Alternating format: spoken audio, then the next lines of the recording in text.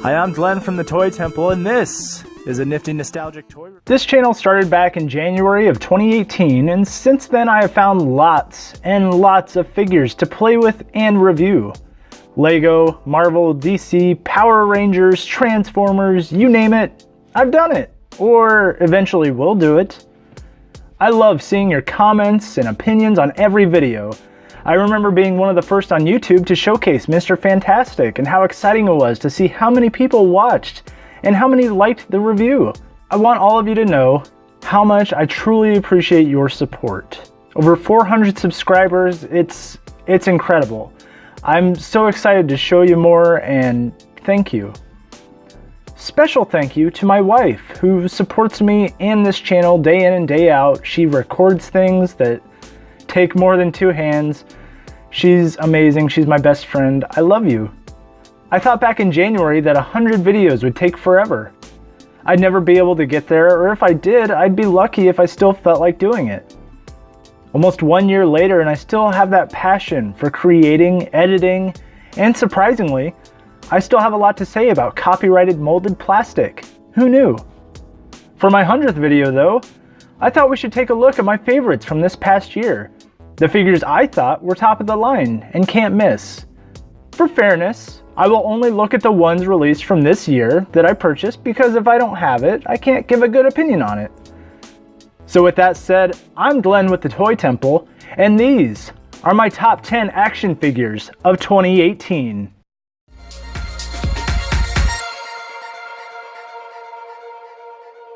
Number 10 is the Star Wars Black Series Range Trooper.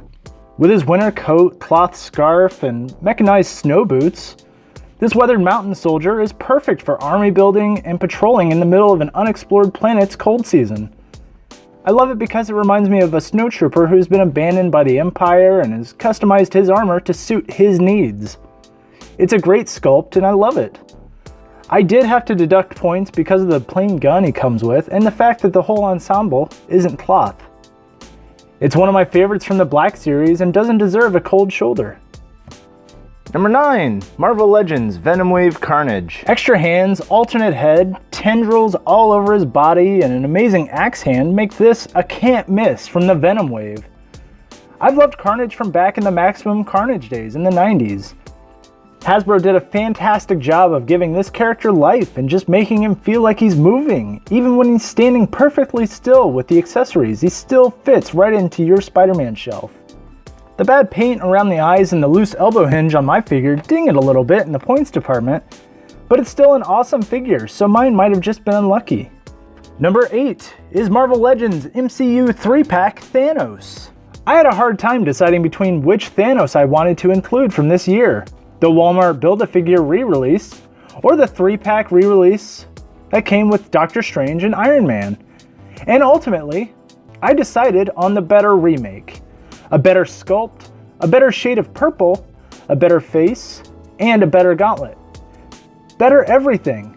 The improvements made from the Build-A-Figure to this are substantial and make it the best Marvel Legends Thanos released to date, comic or MCU.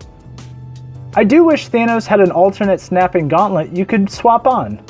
The price for the 3-pack is a bit steep at $70 for figures you may already own, and maybe you already assembled the Thanos from the Infinity War wave, so I could see that factoring into if this is worth your time. Number 7 is the Marvel Legends Cull Obsidian Wave Black Knight. Truth be told, I have no idea who Black Knight is or what he stands for, but I saw him a lot in the old Avengers comics I'd find as a kid. But don't let the fact that he's a bit of a D-list hero distract you from one of the best under-the-radar releases of the year. Black Knight comes with a sword and 3 heads. The sculpt, the look, the gold paint, the articulation is all on point. And it's just a figure that makes me say, yes, more of this please. The care that went into the figure, this nobody, is what makes Hasbro so great at what they do. Sure, he's a lot of reused parts, but without reused parts, there's no way to get this kind of hero. I do wish the sword could be properly held while sheathed, but it's still a very posable, very good looking figure. While I don't have a personal attachment to Black Knight, it would have helped in ranking him a tad higher. But 7 isn't anything to go medieval about. Number 6 is the Marvel Legends Call Obsidian Wave Ant-Man. He's right there. Wait. Oh, there he is.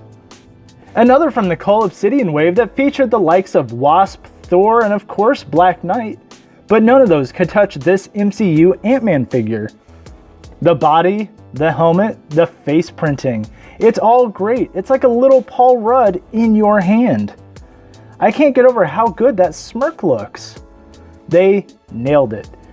It's also technically life-sized, which is the only entry on this list to feature that particular accolade. This figure is amazing for the fact that I never, ever thought that A, I'd see a live-action Ant-Man movie, and B, I'd have a Paul Rudd action figure.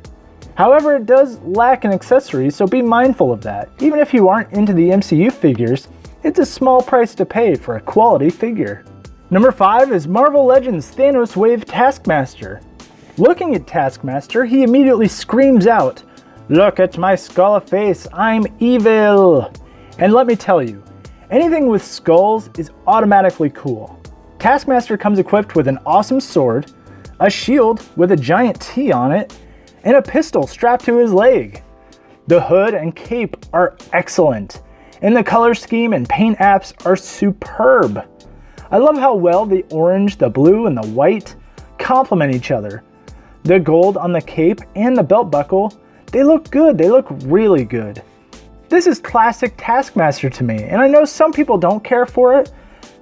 Hasbro put out the laser sword wielding space pirate version a few years ago, so it's hard to justify getting another Taskmaster.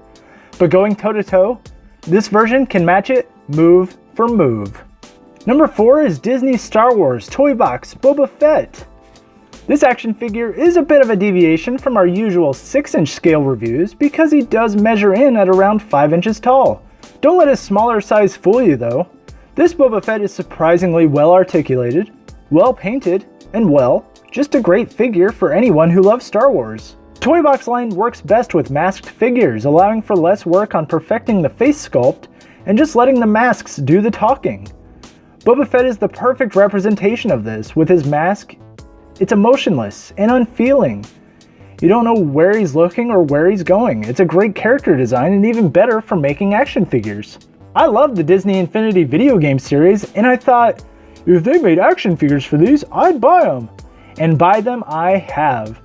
I sometimes have to be dragged away from the Disney toy store, sometimes just to keep from buying the newest Toy Box release.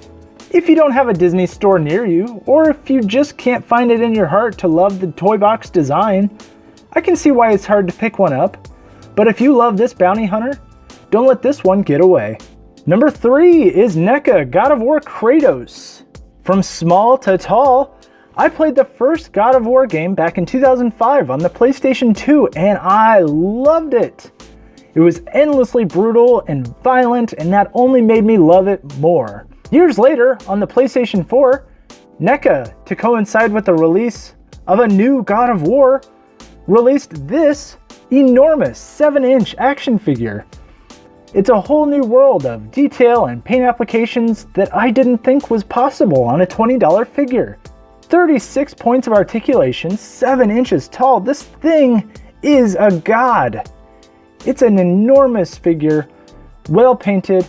Kratos and his accessories are superb, from the Leviathan axe to the shield to the dagger, and armor that actually feels kind of leathery. It's amazing. It's one of the few figures this year I gave an easy 5 to because of how impressed I was at how great it all looks together. Number 2 is Marvel Legends Walgreens exclusive The Thing. This was the easiest 5 out of 5 I've given this year. I could have included Reed, but I felt like this was the better figure between the two. It's fantastic, pun intended. Thing comes with extra hands, an extra head sculpt, with an especially mean face, and it feels like it's the size of a Build-A-Figure. This is what the Marvel Legends line is all about. Classic characters done up in such a way where I myself can't see a better, more accurate version of Ben Grimm. This is as good as it gets. The orange, weathered rock look is amazing. He's bulky, the rocks are individually shaped, the orange is right on with how it looks in the comics, and the figure scales so well with the rest of the team. He's a perfect Marvel Legends figure, and this is the best thing Hasbro's ever done.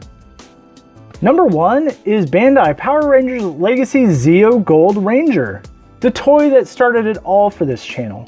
Sure, it's a sentimental pick, but without my very strong opinion on this guy, I wouldn't have wanted to make the channel in the first place. Here's the script I wrote for the initial review. I never used it, but I wanted to finally show it off on camera. He's also been the star of some of my favorite videos this year, including DIY Power Rangers Gold Fix and the Gold Ranger review. I've always associated myself as a Mighty Morphin Power Rangers fan, so it's been funny to see the opinions on Zeo. I've always associated myself with the Mighty Morphin Power Rangers, so it's been funny to see my opinions on Zeo be what I'm best known for. The figure itself is just fine. I knocked it pretty hard in the review, but it's just fine. It's something that I think I was a little too hard on, but it's still very good.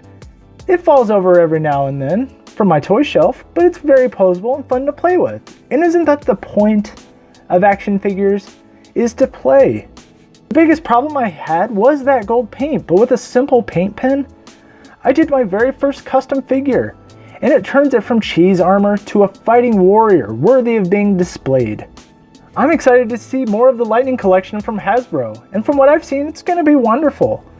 But Legacy Power Rangers from Bandai is what got me back into toy collecting. And for that, thank you, Bandai. Thank you.